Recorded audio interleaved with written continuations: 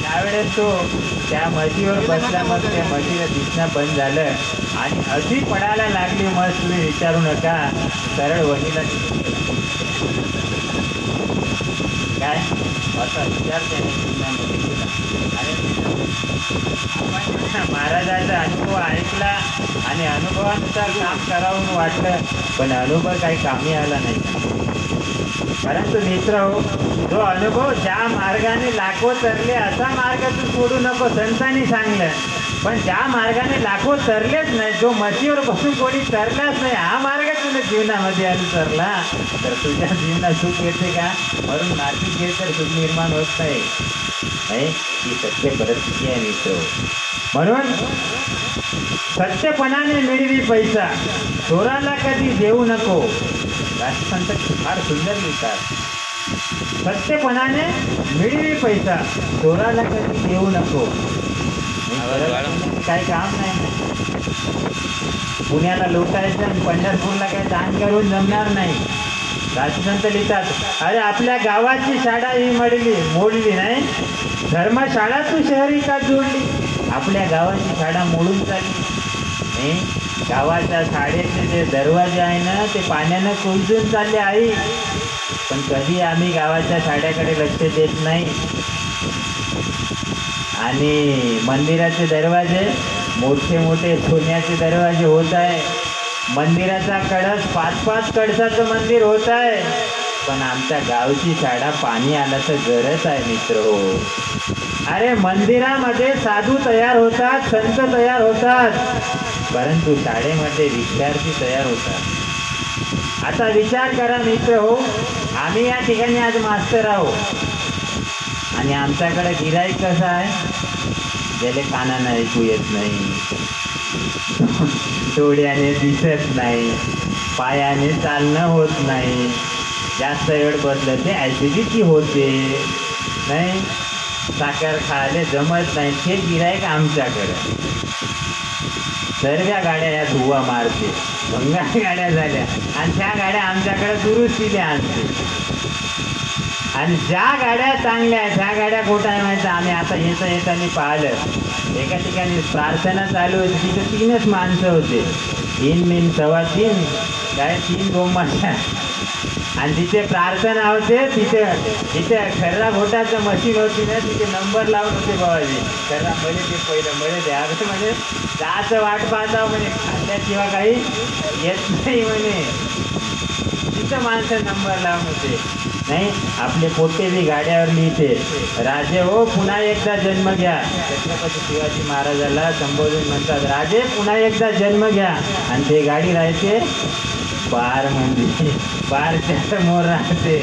नाही कसं आहे नाही, सासू सासऱ्याची पुण्य आहे म्हणून लिहितात लोक. आज घरावर लिहिते सासू सासऱ्याची पुण्य आहे, गाडीवर लिहिते सासू सासऱ्याची पुण्य आहे. आपल्या बापानं जन्म दिल्यानंतर पुढचा सासून सासरा होत होता. आम्ही काही गावाला जातो, आता तुम्ही म्हणाल महाराजाला चहा पाजलं घरी बोलावलं तर महाराज आमचीच काढते म्हणत, तसं नाही, तुमच्याकडचं नव्हे. आम्ही एका गावाला गेलो आणि त्या गावाला गेल्यानंतर त्यांनी आम्हाला घरी बोलावलं. घरी बोलावल्यानंतर चाय पाणी वगैरे दिला. चहा पेत नाही की म्हणलं चहा पाजू तुम्ही मारते म्हणलं, जास्त शिवा देते म्हणून लवकर. एका घरी दुसऱ्या घरी ते होते, ॲसिडिटी होते, चहा पिणं खूप होते. घरी बाई शिवा देते आम्हाला नाही, तिकडे चहा पिऊन मस्त नाश्ता करून आले म्हणते आणि घरचं जेवण फुकट घेते. त्याची बाई चांगली आहे, नाही ते 4 वाजता उठून आलो नसतो. तर त्या माणसांनी आम्हाला घरी बोलवलं, चहा पाजला, सर्व झालं. आणि बाबाजी म्हणे, महाराज म्हणे आता हे आपलं शेत आहे पुरं म्हणे, काय हे शेत आपलं 10 एकरचं पुरं आहे, शेतामध्येच आता घर बांधलं म्हणे. वडील होते तेव्हा काही नव्हतं आमच्याकडं म्हणे, हे सर्व मी केलं म्हणे. म्हणे वडील होते तेव्हा काही नव्हतं म्हणे, आता हे सर्व केलं म्हणे. 4 ट्रॅक्टर आहे, 4 माणसं आहे म्हणे. नाही चांगली 20 लाख रुपये हुंडा घेतला. सुनबाई आली यंदा म्हणे. नाही सुनबाई म्हणे सर्व्हिसवर आहे, मुलगाही सर्व्हिसवर आहे. ती इथं राहते ना, ते पुण्याला राहते ना. आणि तुम्हाला ताप आला तर फोन करते म्हणे, केव्हा का केव्हा फोन करते म्हणे. बरं असं का? हे सर्व आपल्या वैभवाचा जमवलं म्हणे, आई वडिलाचं इथं काही नाही आहे म्हणे. मी म्हणलं त्याच्यामध्ये एक मला पाहण्यात वाटलं की आई वडिलाचं काही नाही म्हणते, काही वडिला की आपणही बाजीराव महाराज शिष्य यायला एक दणका हाणच दे म्हणलं. बरं बरं हे सर्व म्हणे आपण जमवलेलं आहे. आई वडिलाचं याचं काहीच नाही म्हणे, पण आई वडिला तू तर आहे का नाही म्हणलं का तू?